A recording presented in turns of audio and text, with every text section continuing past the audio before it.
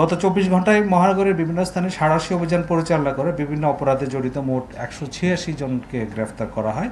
গ্রেফতারকৃতদের মধ্যে রয়েছে ডাকাত, 5 জন চোর, 13 জন মাদক কারবারি, 2 জন প্রতারক এবং 12 জন বিভিন্ন পরোয়ানাভুক্ত অন্যান্য আসামি। অভিযানকালে 11টি মোবাইল ফোন, একটি বাস ও নগদ 13,180 টাকা উদ্ধার করা হয়। এছাড়া এই সময়ে 10,065 পিস ইয়াবা, 1 কেজি 40 গ্রাম গাঁজা, 74 বোতল ফেন্সিডিল এবং 1 গ্রাম হেরোইন উদ্ধার করা হয়। আপনারা জানেন মাদক এবং অন্যান্য যে অভ্যাসগত অপরাধী তাদের বিরুদ্ধে আমাদের যে নিয়মিত অভিযান সেটা অব্যাহত রয়েছে।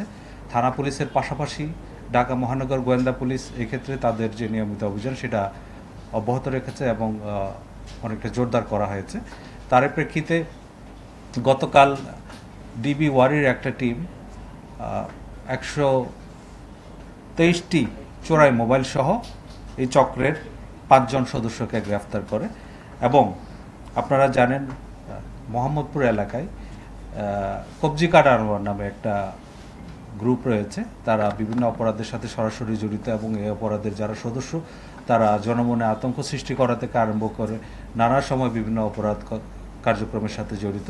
সেই কবজি কাটা আনোয়ার গ্রুপের 2 জন সদস্যকে তারা গ্রেফতার করেছে তেজগাঁ গোয়েন্দা বিভাগের একটা টিম। এই 2 জনের নাম হচ্ছে মোহাম্মদ নিশাত এবং মোহাম্মদ রাসেল ওরফে পেস্টিং রাসেল। এছাড়া আপনারা জানেন রাজধানীর গুলশানে সাবেক সংসদ সদস্যের বাসায় গিয়ে 50 লাখ টাকা চাঁদা দাবি মামলার একটা ঘটনায় 5 জন রিমান্ডে রয়েছে। তাদের একজনের বাসা থেকে 2,25,00,000 টাকার একটা চেক উদ্ধার করা হয়েছে এবং এই ঘটনার প্রেক্ষিতে পৃথক একটি মামলা কলাবাগান থানায় প্রক্রিয়াধীন রয়েছে। গত 6 মাসে আপনারা যে আমাদের যে অপরাধ সূচক সেগুলো যদি আমরা পর্যালোচনা করি, জানুয়ারি 2025 থেকে জুন 2025 পর্যন্ত এই সময়ে ঢাকা মহানগরের 50টা থানায় 33টি ডাকাতি, 248টি ছিনতাই, 121টি খুন এবং 1,068টি চুরির মামলা রেকর্ড করা হয়। এই হিসাবে যদি আমরা চিন্তা করি, গড়ে ঢাকা মহানগরীতে 20টির মতো খুনের ঘটনা সংঘটিত হয় প্রতি মাসে এবং এই সংখ্যা ডাকাতির ক্ষেত্রে গড়ে 5টির মতো ঘটনা সংঘটিত হয়। গত 6 মাসের যে অপরাধ সূচক সেটা বিশ্লেষণ করলে আমরা দেখতে পাই এই সময়ে গড়ে 46টির মতো ছিনতাই মামলা রেকর্ড করা হয়েছে। এবং আরেকটা বিষয় যেটা অনেকেই আপনারা হয়তো উদ্বিগ্ন, আমরা সেটা খুব গুরুত্ব দিয়ে দেখছি। আমাদের কাছে যখনই কোনো অভিযোগ আসে সেটা আমরা অবশ্যই মামলা হিসাবে রেকর্ড করি, সেটা হচ্ছে চাঁদাবাজি। গত 6 মাসের পরিসংখ্যান আমরা দেখছি ডিএমপিতে গড়ে প্রায় প্রতি মাসে 70টির মতো চাঁদাবাজির ঘটনা রেকর্ড করা হয়। এখানে চাঁদাবাজি শুধুমাত্র এককভাবে চাঁদাবাজি না, হয়তো অন্য কোনো মামলায় চাঁদাবাজির সেকশন থাকলে সেটাও কিন্তু চাঁদাবাজির মামলা হিসেবে আমরা ধরেছি।